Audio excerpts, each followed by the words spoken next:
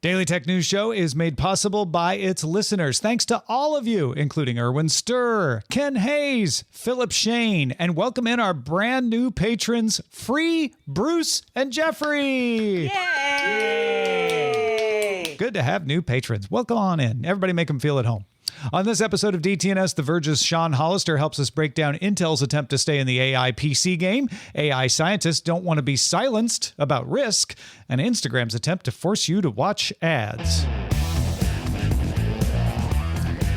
This is the Daily Tech News for Tuesday, June 4th, 2024. I'm Tom Merritt, and I'm in Los Angeles.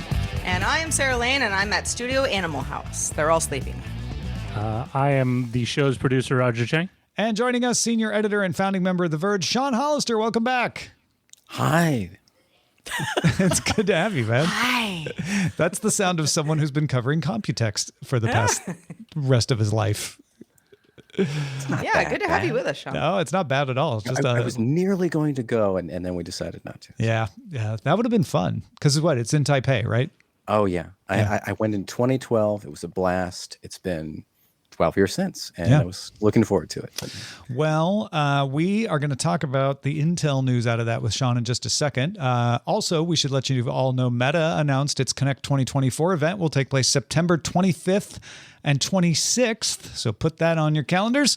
Let's see what's in the rest of the quick hits.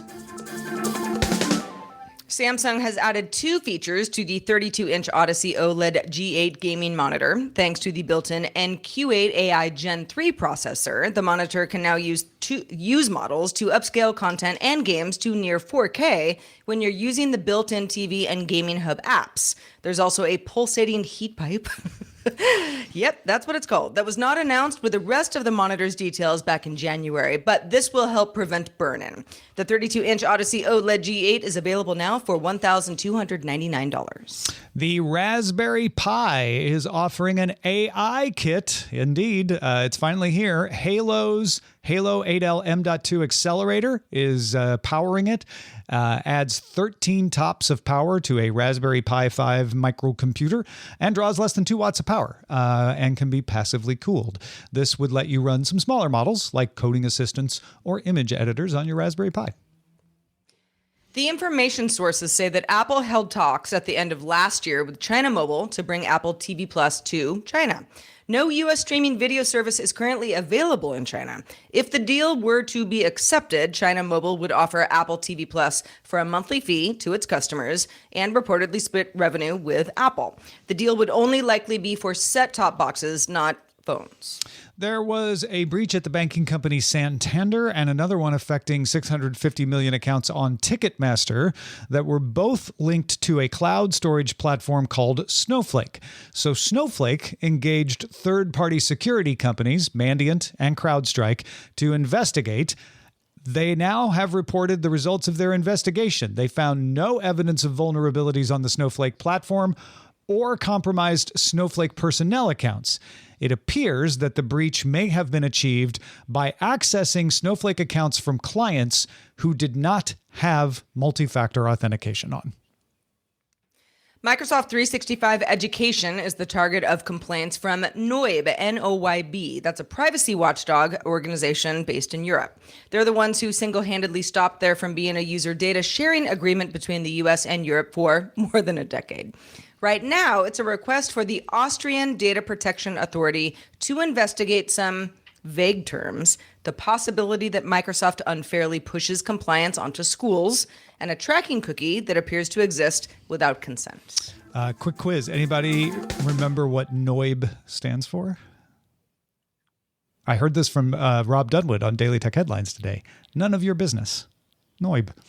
You know, that's pretty good privacy. Sense. Yeah. I actually looked it up just to make sure that I had it spelled right, and I hadn't thought about what it meant. None of your business.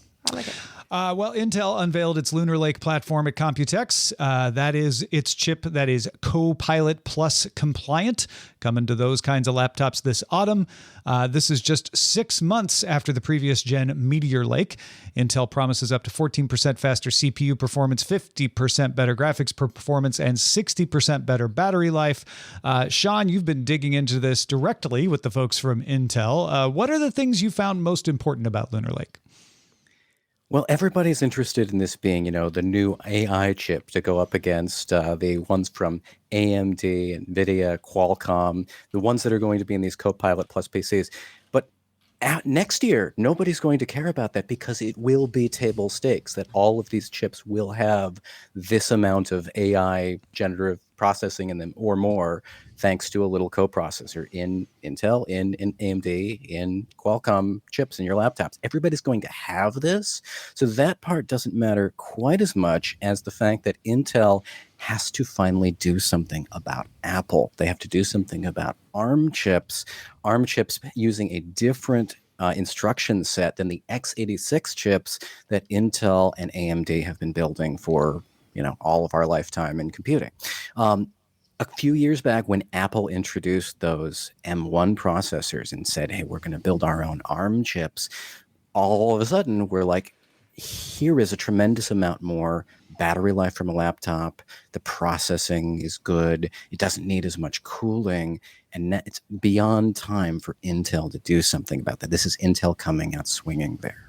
Yeah, I thought you did a great job in the article on The Verge, sort of breaking down the comparison, the simplicity, what's going on in these chips. And a lot of it sounded very much like an M-series chip, right? There's integrated RAM. There's a simpler die. Walk us through a little bit of the highlights of that. Yeah. So last year, Intel did for what it called its biggest architectural shift in 40 years. And what that broke down to was we are building our chips more like smartphones in almost every way. For many, many years, smartphones have built their chips. They call them system on chip, in that you have all the different components of the system, the Wi-Fi, the Bluetooth, the cellular connectivity of it as a phone, the processing, the graphics. All of them are little building blocks on the same die. So Intel started doing that last year. But like you said, 6 months later, they've thrown out a lot of that to try doing it again, because what they did last time didn't quite work. Their first stab at it didn't quite work. So the first time they said, we're going to have tiny cores, we're going to have medium cores, and we're going to have big cores. In addition to our graphics cores, in addition to our AI cores, we're going to put all these cores together, and we're going to put the right loads in the right place at the right time. And so they built some Windows scheduling with Microsoft so that they could theoretically run most of your apps on these tiny, tiny, tiny cores, so that unless you were doing something big with your computer, you could save a lot of battery life by keeping your tasks on this low power island.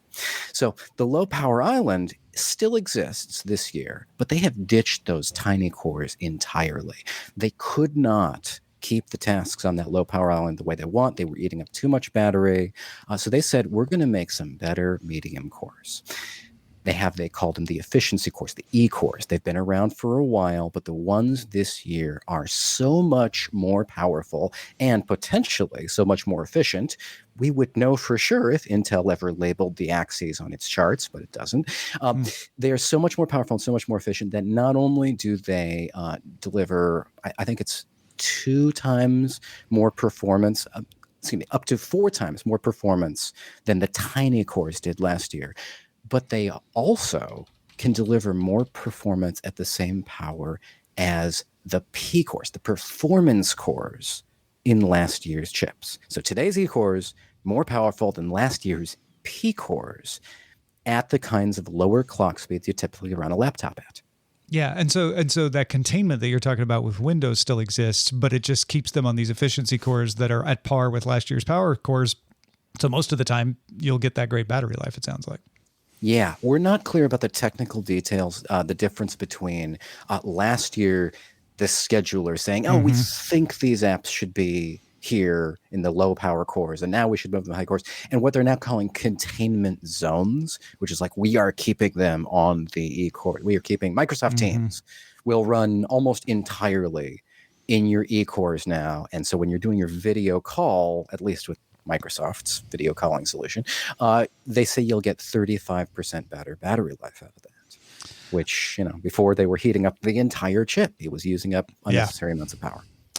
Integrated RAM is going to be new for Intel users. People with Macs and ARM processors in general have gotten used to that, but this is only going to have 16 and 32 gigs of RAM, and that's all you get, right? Yeah, this might be the biggest shift for anybody who likes to tinker with PCs or build your own PCs. If you expect to do that kind of thing with your laptop, if you expect to open up a hatch on the back of your laptop and add additional memory sticks, that is not happening with Lunar Lake at all. Now, again, this is not unusual for smartphones. Smartphones have had memory sitting on top of the chip for many, many years now. But now Intel is doing that too. There's 2 chunks of memory that'll physically sit below the CPU that has all the compute tiles and different tiles in it. The memory will now be part of the same package that your heatsink goes on top of. And so if you want more than 32 gigabytes of memory, you're out of luck. Thankfully, you get a minimum of 16, whereas some of the competition still ships laptops with 8 gigabytes of memory. Yeah. Get 16 at a minimum. Yeah, and Arrowhead Lake is coming. That's more of a desktop PC, but they say if you want to do upgradable RAM, look for that. I thought it was just for desktop, but Arrow Lake will be laptop and desktop. They planned to do that with good Meteor Lake too. There were Meteor Lake desktop parts, that is Meteor Lake being last year's chips. They got canceled. They did not come out. So folks on desktop had to move directly to a different system. But now Lunar Lake, maybe exclusively for these thin laptops, Arrow Lake, laptop and desktop. Yeah, and thank you. It's Arrow Lake, not Arrow. Arrowhead is water. Arrow Lake is the chip. There is an Arrowhead Lake, though. Yes, exactly. So, yeah. Before we let you go, how do you think this stacks up with AMD's announcement, with the Ryzen AI 300 announcement from yesterday? I believe AMD is going to be in a similar place as Intel when it comes to that AI co-processing. I imagine that the Intel chips could be more powerful, but I feel like there's something that Intel isn't telling us. I don't know what it is. When I spoke to their marketing guru, Rob Halleck, Intel's that is, their marketing guru, Rob Halleck, he told me, I think his quote was that he expects Lunar Lake's laptops to be the tippy top of the mountain. That's what he said, tippy top of the mountain when they ship later this year. And so when he says that, I verified with him that he meant he believes these will be more performant, have better battery life than AMD's Strix Point, which is those AI 300 chips, and Qualcomm. He thinks they will be better than Qualcomm. But Intel is not letting people touch Lunar Lake yet. It has not shared crucial things like how fast will these chips be in terms of gigahertz? Because if, for instance, if you take for granted that they're telling the truth that it will be 16% faster CPU speed, clock for clock, compared to Meteor Lake, it is 16% faster clock for clock, meaning if they are at the same clock speed. But if Lunar Lake runs at a slower clock speed than Meteor Lake, you may not see a 16% improvement in CPU performance. It's possible that these get better battery life, better AI, but maybe don't have faster performance than last year's chips. And I would say that for many, many years now, I have not felt like buying a new processor for an x86 computer has made my computer faster. It feels like it's only keeping up with whatever the increases in software do. Well, the chips, the Lunar Lake chips are coming in Q3. Arrow Lake's supposed to be in Q4. Lunar Lake has an MPU with 48 TOPS. If you're keeping score, that makes it Copilot Plus. Wi-Fi 7, Bluetooth 5.4, 2 Thunderbolt 4 ports just as part of the chipset. Anything Guaranteed. else? They say every laptop will have 2 Thunderbolt ports now. Yeah. So theoretically, left side, right side, you plug in your cable, you'll get fast charging and data, no matter which Lunar Lake laptop you buy. That right there, something to celebrate, I think. Yeah, indeed. We'll definitely go read Sean's full article. He's got all the details at The Verge. And before we go, anything else you want to tell folks about, Sean? No, I'm good. Thanks for having me. Go check it out, theverge.com. Sean Hollister, thank you so much. Have a great one. Thanks, too. Sean. Well, Instagram confirmed it is testing unskippable ads in its feed. Various users have come across the test. It has a countdown timer letting you know how long before you can resume scrolling. Instagram, while confirming that test was actually real, didn't give any more details on the test, but said, hey, if we end up making this permanent, we'll tell you all about it someday. Anyone besides an advertiser who would like this to become permanent, do you think, Sarah? No, I don't think anybody wants this. I also think people are used to this. Anybody who spends time on YouTube and doesn't pay for YouTube Premium is going to have at least a few seconds of ads, even skippable ads. You still have to sit through a few seconds of them. And in some cases, you don't even have the option to skip. So this is not abnormal. And I really don't, I was about to say I don't fault Instagram for doing this. It's as a user, nobody wants this. But it's sort of like, okay, Instagram has a few options. You either make people pay for an ad-free version of the service, which could possibly be a thing.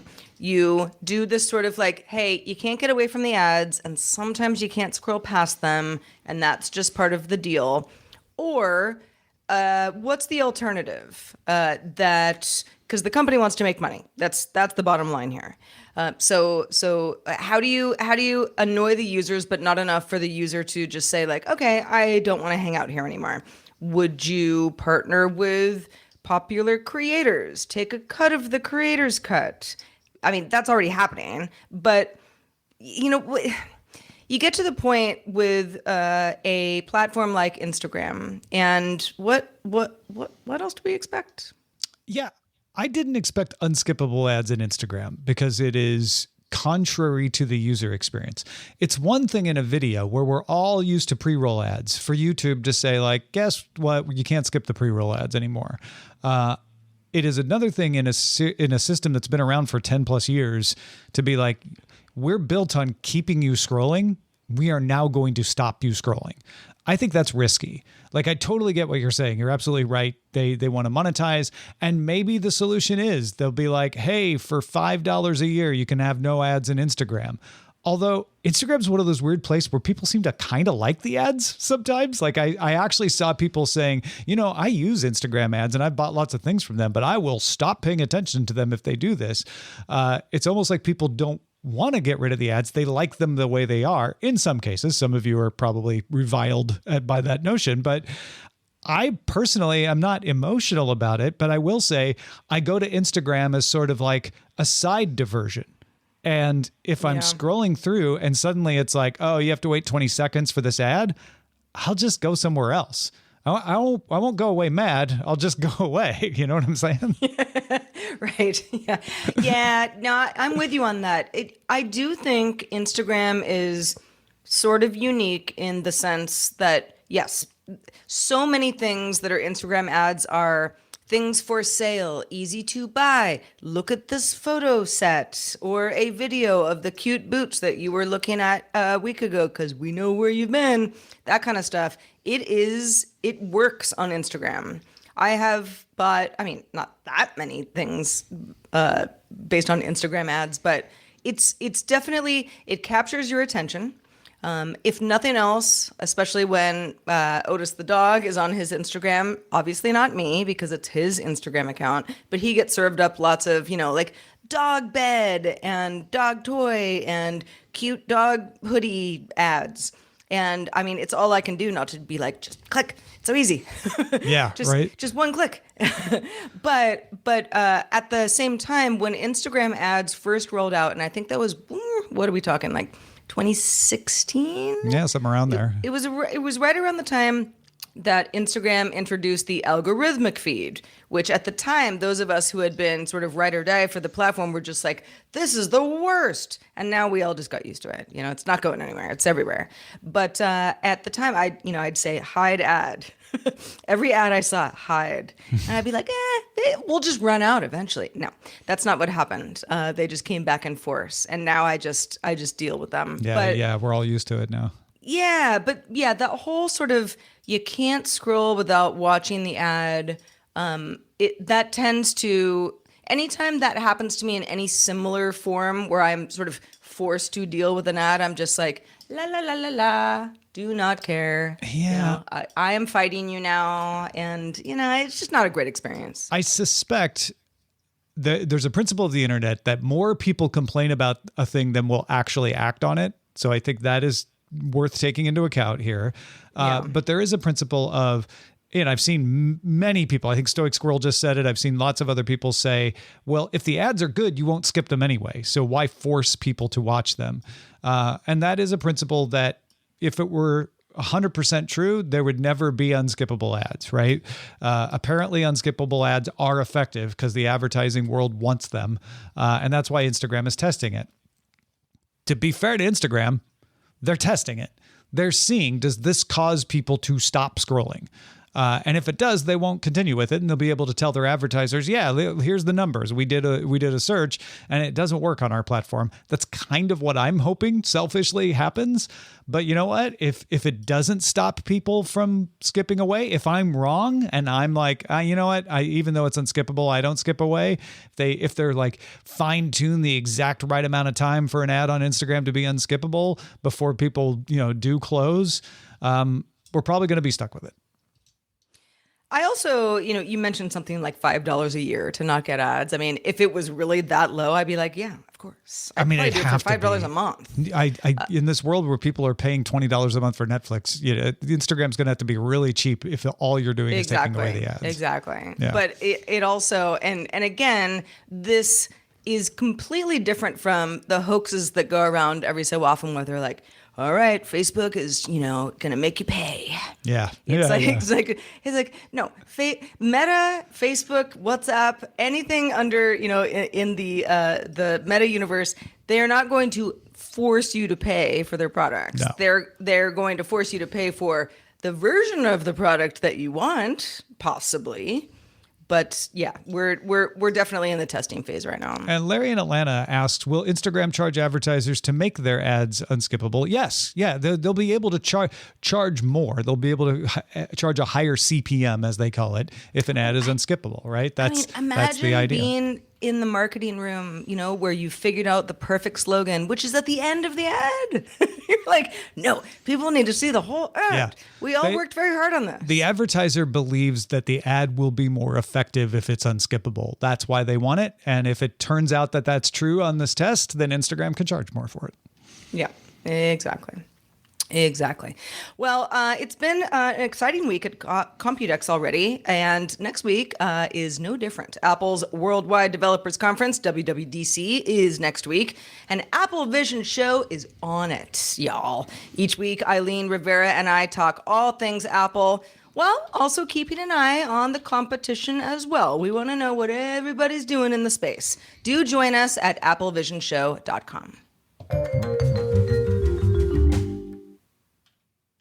More than 24 current and former employees of OpenAI, Google's DeepMind, and Anthropic signed a letter posted at righttowarn.ai called A Right to Warn About Advanced Artificial Intelligence. So the URL is very apropos. 7 of the 26 signees used their name. The rest were anonymous.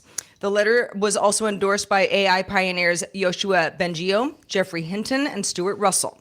The letter called on advanced AI companies to commit to 4 principles allowing employees to anonymously raise concerns about AI risks without fearing retaliation of being sued for violation of confidentiality agreements. The letter specifically called for the protection of trade secrets and intellectual property when raising concerns in 4 specific categories. So specifically, no prohibitions on disparagement of a company over risk-related concerns. So if I work for a company or otherwise know about something that the company is doing, I don't have to worry about legality. A process for anonymously raising concerns to company boards, regulators, or appropriate independent organizations. Kind of piggybacking off of step 1, but same idea. Number 3, support for a culture of open criticism. We should all say how we feel. Number 4, promise to not retaliate for raising risk-related concerns in public if all other processes have failed. Yeah, so this is tricky because if you are a lawyer, and I've worked with many great lawyers who've expressed that this is often the way lawyers work. You tend to say, let us protect against all possible eventualities. Let's set the line as far away as possible from us getting sued.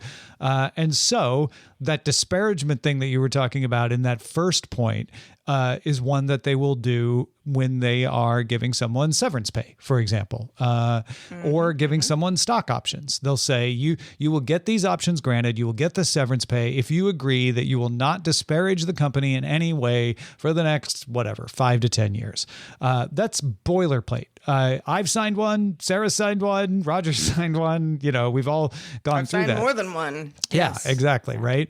And so what the lawyer is doing there is saying, we don't care what the disparagement is. We're just going to set the line out there as far as possible to avoid that damage. Right. What these folks are saying is, we get that. And they say in the letter, we don't want people to reveal intellectual property. We don't want people to reveal trade secrets. But if they're concerned, legitimately concerned about any kind of harm, and they're very broad here, from imminent things like bias or prejudice to existential threats to humanity, right? They're like, whatever the legitimate harm they're concerned about, they should have a pathway to do it. And an NDA, a confidentiality agreement, a non-disparagement agreement shouldn't prevent them from warning people about serious risks. It's all going to come down to like, okay, but who gets to define what a serious risk is?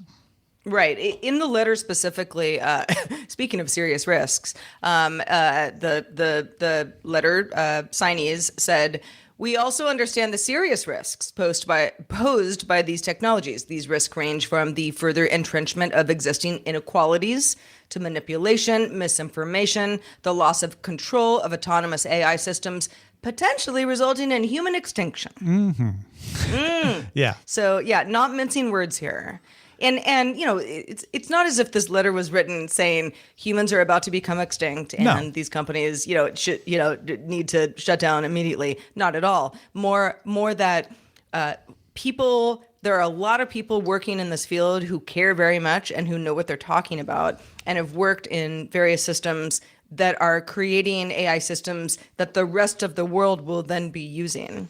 And if there is an issue, we should be able to voice that issue for the good of humankind. Yeah, there's some pretty respectable pioneers in AI. Jeffrey Hinton is the one who actually stepped down from Google because he wanted to be independent to shine light on these kinds of risks. And they're saying, not there are problems. I think a lot of people are going to look at this that way. They're saying, if there are problems, and there will be some problems of all manners of levels, right now, there's no way for people to alert folks outside of their immediate manager. And essentially what they're saying in this letter is, we don't think that's good enough, because there is a financial interest and a stock investor pressure to err on the side of not revealing a risk that could cause a damaging event to happen. And they're saying we need to work on a process that allows people to do whistleblowing if things are risky. And that doesn't mean they're saying there are risks right now, but they're saying the possibility is there, and there's no path for someone to warn everyone about it that doesn't go through people who have a vested interest in not warning people about it. Well, Tom, knowing, having read the letter, and I think some very valid points were brought up, and I understand what the goal is here. How much do you think this is going to change what OpenAI is doing at its next board meeting, for example? I don't. OpenAI was the only one that responded to this. And they said, we have a hotline that people can call anonymously if they're concerned about something. We're very responsible. Trust us. A hotline? Yeah, for internal employees. OpenAI? They do. They have a hotline that you can call. Oh, for internal employees. Yeah, and anonymously. But you're warning someone within OpenAI, and that's kind of beside the point of this. This is saying, if they go to a regulator, if they go to a journal, a responsible journalist, they shouldn't be retaliated against. It's the start of a conversation. It's not necessarily a conversation that's going to go anywhere. Anthropic and Google have not responded, at least that I have seen as of this recording. but it is definitely trying to put some pressure on this, and it's going to need someone else to pick up the baton, at least on the regulatory side, if not on the independent agency side, to put pressure on the companies to say you need to create something like this, something akin to what Meta does with its oversight board for something much less potentially risky, social networks, in my opinion. AI, I don't think is dangerous right now, but certainly has the potential to be used in dangerous fashions. And I support everything in this letter the way it was written, for sure. Yep. Foresight rather than hindsight. Let's do it. Indeed. Well, patrons, stick around for the extended show Good Day Internet. We're going to talk about the fact that scientists at Cambridge have developed an extra thumb for humans to use. That's right. You want 3 thumbs? Stick around. We'll tell you how. No, wouldn't you have 4 thumbs? Oh, just the okay. Yeah, one on each hand, and then Can't wait to hear more, Tom. I love thumbs. Why not both? Who doesn't? Yeah. Just a reminder, you can catch the show live Monday through Friday at 4 p.m. Eastern, 2000 UTC. You can find out more at dailytechnewsshow.com/live. And we're back doing it all again tomorrow with Scott Johnson joining us. See you then.